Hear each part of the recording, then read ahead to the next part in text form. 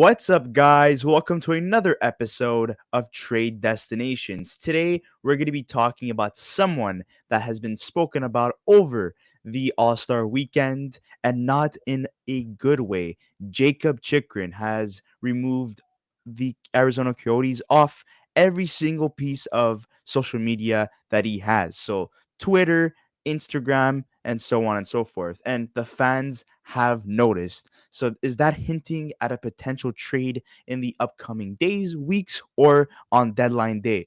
That's what we're going to be talking about today. So Jacob Chikrin has been, rumored to be traded for the last 2 years. The asking price is high. It's still high. Originally, they wanted two first round picks, an NHL ready young player, and an NHL prospect. Obviously, it didn't happen over the span of the last couple of years. And now we are at a point where maybe it might actually happen. And it seems like it's moving in that direction because at the start of the season, Chikrin was injured. He had a press conference where he made it known that he was not interested in staying with the Arizona Coyotes in the near future, meaning that he wants to be traded. And he's been very vocal about that, and he hasn't hidden the fact that he wants out of Arizona. But in terms of his stats, he's having a pretty good year, a bounce back year from last year. Last year, he had 47 games played, 7 goals, 14 assists for a total of 21 points, minus 20. This year, 34 games played, 5 goals, 20 assists, and 25 points total. And he's actually a +6. So a lot better in terms of plus and minus and in terms of his offensive numbers. He's a fantastic two-way defenseman, good defensively and offensively. He was drafted in the first round, 16 overall by the Arizona Coyotes in 2016, only 24 years old. So, Luca, where does he go? Well, there's a few teams that I think have interest in Chikrin. Obviously, Carolina is a team. Boston, Toronto as well. Edmonton, I've heard rumors about. Florida, there was talks about that I still believe can happen. Ottawa as well is another one that's shown interest.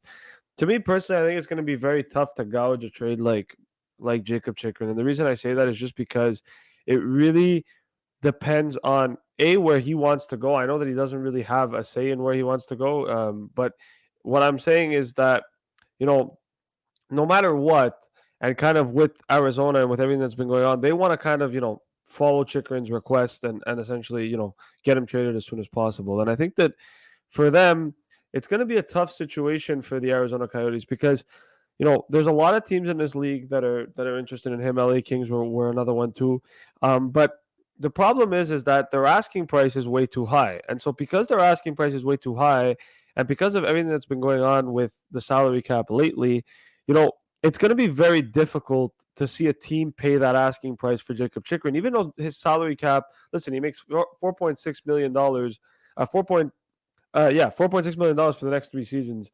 Well, 2 seasons after this one, but 3 seasons total. Um, but even at that, I think that it's going to be a tough situation for them just because no matter what, like the asking price is way too high, and a lot of teams don't want to pay that, right? And they're kind of out of the salary cap era at the moment in terms of some teams being able to miss out on certain players. So it's going to be interesting to see what happens with Chikrin. To me personally, the one that's always made sense has been Ottawa. I think we've talked about that in past videos in the past that Ottawa makes a lot of sense. Toronto, I think they're probably more in on a forward than they are on a defense. To be honest, it's just kind of my personal opinion. Yeah. Boston makes sense in there in the sense that they have Hampus Lindholm, they have McAvoy, and if the rumor is that they want to trade Brendan Carlo, you get a better replacement in Jacob Chikrin. That could work out for the Bruins as well. Colorado's always been a team, but I think Colorado's so good defensively and have so many really good weapons on defense that adding Chikrin just doesn't make sense. And Especially same when you thing, want to get rid of a guy like Samuel Girard, who's been part of trade rumors for a while now, and he's yeah. not having the best season either. That's it. And the other team too that there was talks about was LA and Carolina. To me, Carolina does make sense because as much as I'm a big Jacob Slavin fan, and as much as I like Brett Burns, adding a guy like Jacob Chikrin, who's young and makes $4.6 million, suits the kind of team that Carolina is. Even though they've got a pretty good defensive core already, adding Chikrin makes it better, in my opinion. So that's a team that I think could make a lot of sense. And obviously, the other one that I think teams are going to talk about, that I know they're out of the playoffs right now, but the one that I think makes a lot of sense because he's from there is the Florida Panthers as well. They've always been expressed interest in Chikrin. I think making a move for them, for him, and him going back to Florida could make a lot of sense. The last team that hasn't been talked about that I want to talk about and just kind of bring it up is because I think they would improve their decor tremendously as well. The Buffalo Sabres, we've seen that there's been interest in Erik Karlsson. They have the assets, they have the pieces to make it work, and they already have a young decor with Owen Power and Rasmus Dahlin. So adding a guy like Jacob Chikrin to an already young defensive core in Buffalo, I think could make a lot of sense for them as well. So those are kind of the teams that I see it. And just to quickly touch up on LA, I think LA is a team that also makes sense. Brant Clark had a really good World Juniors. I think he's going to be part of their future. Sean Durzi's been good, but I don't think LA have that wow factor on defense. There's rumors that they want to trade Matt Roy and Scott Walker. So if they move one of those guys in and bring in Chikrin, it could definitely help them, especially in their playoff push that they're currently in. So I think LA is also a team that makes sense, and I think Chikrin would want to head to LA as well, considering how young they are and also the opportunity to play with Drew Doughty. Yeah, like talking about Sean Walker and Matt Roy would be fantastic assets in a trade for Chikrin. They also have good prospects as well, and they have they have a first round pick as well, so they meet the requirements in terms of asking price. And Chikrin could learn a lot from Drew Doughty, and not only that, he could carry the mantle when Doughty eventually retires. So that Yeah. makes sense. Ottawa, they've been in the search of a top four defenseman since the offseason, and they're continuing to look. There's rumors that Ottawa might actually be buyers at the deadline, even though they're out of a playoff spot. So that would take a load off a guy like Thomas Chabot, and it would be a fantastic one-two punch on defense having those two guys there. Not only that, you also have Toronto, where I think it's not gonna happen. They're more, in favor of getting a guy like maybe McCabe, or a guy like maybe Dumba, for example, or Edmondson, more of a defensive-minded defenseman, or Gavrikov, someone that's also going to cost a lot less. In terms of Boston, that would be fantastic as well. They have assets as well that they could give up, and I think Chikrin on Boston just makes that team even 10 times better than they already are at the moment. Um, there's also Vancouver that could take a look at maybe trying to improve their defense as well. We don't really know if it's a retool or rebuild at this moment, but if it is a retool, Chikrin would be a fantastic add on defense. He is young. He would mesh well with young guys like Anthony Beauvillier, Kuzmenko, Quinn Hughes, and Pedersen moving forward. Then you have the Edmonton Oilers, again, another team that I don't think they will acquire him. They're going to go after a more defensive guy, like I was alluding to before. Toronto, Gavrikov, Edmondson, and more defensive-minded defensemen.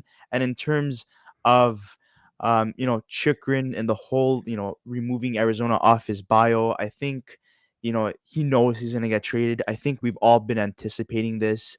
I do believe that if I had to choose one fit, I mean, if you want, in terms of their asking price, in terms of assets, I would say LA or Buffalo do make sense. What Buffalo being a wild card in this situation, but at the end of the day, the favorites have been Ottawa since the offseason, so I wouldn't be surprised if that happens as well. I want him. I want him in LA or Buffalo, and I think the reason why is because Buffalo's already a young team. I know they have power and they have Darlene, and you might turn around and say, oh, but adding a guy like Chikrin, like he's going to be a future top two defenseman. But at the end of the day, when you're Buffalo, when you're a team in the NHL, or if you're the Buffalo Sabres, you can never have too many good defensemen. You always need defense no matter what. And so I think that Chikrin makes that team better. He puts them in a position to succeed. And it takes a load off of a guy like Rasmus Dahlin and off of Owen Power. Not that they necessarily need it. The other one that I think makes a lot of sense is LA. And the reason I think LA is the one that I think he should end up in too is because, look, like you said before, right? Drew Doughty's not getting any younger. He's older. He's dealt with injuries before, and they don't really have that superstar defenseman coming up. Brant Clark, I think, will be that. I think he's definitely up there in terms of prospects that they have on defense. Sean Durzi's been a really good ad for them as well. They have Mikey Anderson as well, who's a decent top six defenseman as well. But I think adding Jacob Chikrin to an LA Kings team would make them really good for the future as well, because then your future decor could potentially be something like Sean Durzi on the top four with Brant Clark and Jacob Chikrin, you add a couple of pieces there as well. And the Kings are a really good team. And then all they have to do is really just figure out their goaltending, and they're kind of set for the future after. And so I think with LA, I think it's a team that makes sense. I think it's a place that everybody wants to live as well. LA's always fun. It's a good lifestyle to be a part of as well. And so I think with Chikrin, it works out for him. And I think for the LA Kings as well. The asking price is high, but you know what? There is a prospect that I think could use potentially a change of scenery. And they drafted him highly. And maybe if Arizona's looking for that, it could make sense. Alex Turcotte's a guy that, you know, I think gets probably thrown into a deal potentially. LA have a That's lot of really possible. good forwards, Yeah. so on prospect forwards. So, and I think that Turcotte I was probably scared you were gonna say Quinton Byfield, and I was no, like, "Oh no, no, boy." no, no. I think Byfield and Kaliev are two guys that I think LA wants to keep. But I think Turcotte, with everything that's gone on, and Adam, he hasn't really struggled in the AHL, but he hasn't been fantastic either. I think potentially if Arizona's high on him, maybe Alex Turcotte becomes available in a deal for Chikrin. Obviously, their first round pick has to be in there as well, and then Yeah. we'll have to see about the other prospects that they want to throw in. But LA, I think, is probably the best destination for him. Ottawa too, but it depends on what Ottawa's trying to do and kind of how they're trying to go about the situation. If they are buyers at the deadline, listen, if I'm Ottawa at this point, you're out of a playoff spot, you might as well go for it. A worst case, you get a top lottery pick anyways. But Ottawa's in that position where they've got a lot of prospects as well. The question is that I have a feeling Arizona's going to ask for Shane Pinto, and if that's the case, I don't think Ottawa moves Shane Pinto. I think they're really high on him. They like him a lot, and I just look at their forward core right now, and I just don't see a situation where Ottawa moves on from any of those guys, right? So it really has to be Shane Pinto as their high end prospect, and I just don't know if Ottawa is going to be willing to do that, right now. And one thing I was gonna add before we conclude this episode is, Yeah, Calgary's been linked to Chikrin as well since the offseason. Mackenzie Weegar hasn't been working out as planned, but they do have a good, defensive core. They have Noah Hanifin, Rasmus Anderson, Chris Tanev, Nikita Zadorov, and Michael Stone. But there's also been rumblings about, you know, Oliver Kylington's future with the Shillington, yeah, organization, what's gonna go on there. So if he doesn't come back, or maybe they trade him somewhere else, adding a guy like Chicken would be fantastic, and I think he would be the ideal guy to essentially replace what Mark Giordano was, a very good two-way defenseman with leadership capabilities as well. And I know people could be like, "Oh, well, you already have Rasmus Anderson, or maybe you could even throw in one Hanifin as the new Mark Giordano." But I still feel like they're missing something huge on defense. And I thought Mackenzie Weegar was going to be that, but unfortunately, he didn't live up to the hype. But maybe and hopefully he bounces back very soon. Um, Hopefully heading into the playoffs as well. But yeah, those are our trade destination guys. We'd like to hear your thoughts in the comment section below. The trade deadline is coming up very soon, so do not be surprised if one of the guys we have been covering, including our bait video that we've done as well, one of those guys get moved within the next week or couple of days. So stay tuned in for that. We're going to be keeping an eye very closely on any rumors or transactions and try to do a breakdown video for each one. And also, uh, don't forget to like this video if you haven't already, and subscribe to our channel as well. And we'll see you in the next episode of the Young Guns podcast.